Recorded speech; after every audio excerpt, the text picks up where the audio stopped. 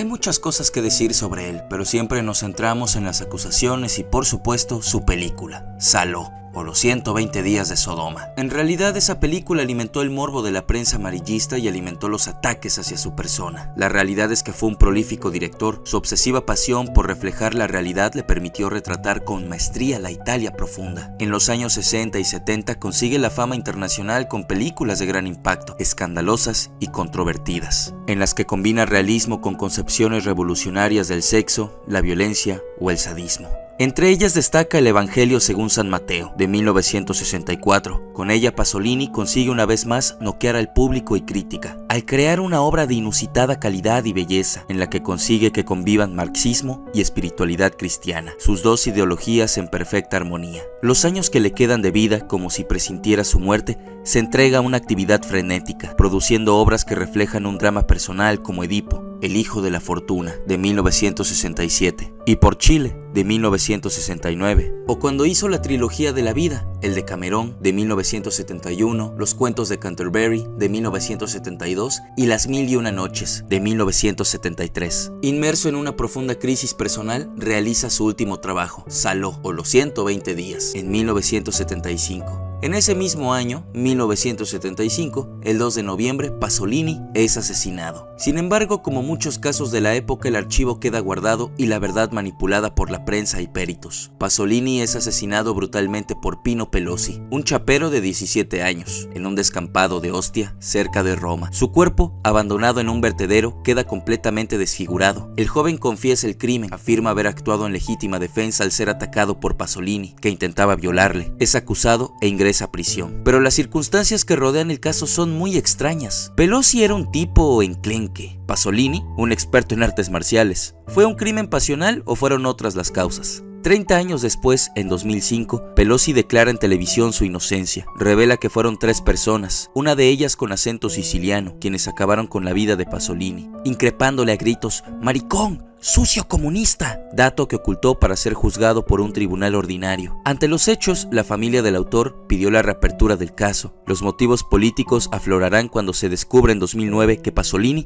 tenía la intención de revelar en su novela Petróleo el autor del asesinato de Enrico Mattei.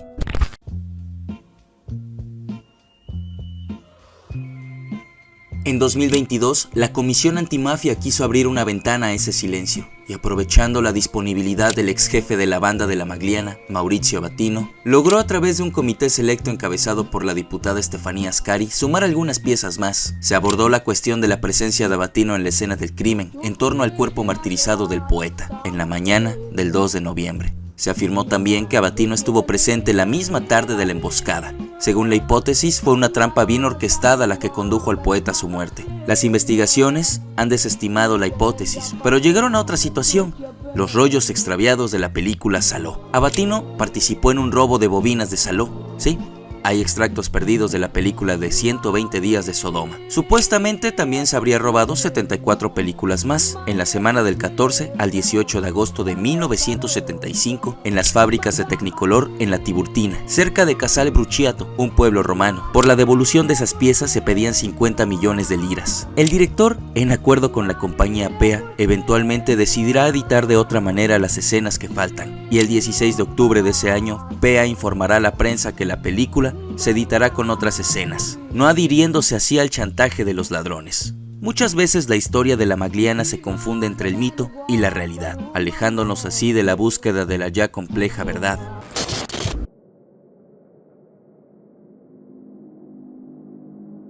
Era verano, que para mí va desde mayo hasta septiembre aproximadamente.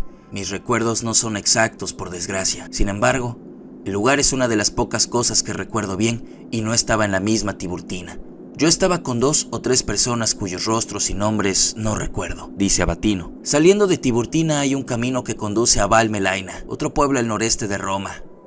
A la derecha de la carretera hay una rampa sobre la que se alzaba un edificio elevado de no más de 2 plantas, a modo de chalet, al que entramos por la planta baja. Todo era blanco, las paredes y los artefactos eran todos blancos. El lugar, por lo tanto, no es una fábrica o almacén, y no está exactamente ubicado en Vía Tiburtina, pero el robo de las bobinas es el único cometido en ese año e incluso antes de eso no hay precedentes. Es posible que esta parte de la historia se desarrolle en otra fase, la de la demostración de la posesión de los carretes por parte de los ladrones para recuperar el escurridizo rescate. Como se dijo en algún momento de las entrevistas, esta es una dinámica que se dio luego de una llamada telefónica desde Nueva York a la sede estadounidense de Technicolor a principios de octubre. Abatino, en definitiva, habría participado no tanto en el robo físico de las bobinas, sino implicado, aunque sin saber por qué, en la posterior recuperación funcional al chantaje del que deriva la trampa para matar a Pasolini bajo el pretexto de devolver las bobinas. Estuve presente en el acceso a esa villa, pero no en el lugar donde mataron a Pasolini. En cambio, si hubiera sido el chico de la foto,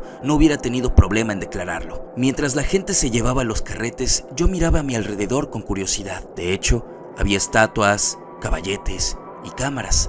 Sabían exactamente qué buscar en ese lugar parecido a un estudio en la planta baja. Por eso la Comisión Antimafia y Mauricio Abatino declaran que esa operación se había encargado desde una persona muy poderosa, porque los carretes que vio eran 4 o 5, no 74 después del robo. Lo más probable es que alguien se hubiera llevado solo los carretes de Saló a otro lugar, no lejos de las plantas, pero ciertamente no de Technicolor. Y esta es probablemente la operación precisa orquestada contra Pasolini de la que Abatino no estaba al tanto. Mauricio Abatino, ex jefe de la banda, concluye con lo siguiente: soy el único de la banda que se quedó para cumplir, bajo arresto domiciliario. Los años que me infligen, a pesar de mi aporte como colaborador, me harán terminar mi condena en 2032. 34 años en total. Muchas veces he notado cómo a lo largo del tiempo mis declaraciones no han querido ser abordadas o verificadas. Muchas veces ni siquiera ha habido voluntad de abrir ciertos temas. Estamos hablando de hechos de altos prelados, políticos o policías y jefes de inteligencia. Y este fue un video más en su canal Gaps Lifestyle. Espero que les haya gustado y cuéntenme, ¿qué opinan sobre este caso?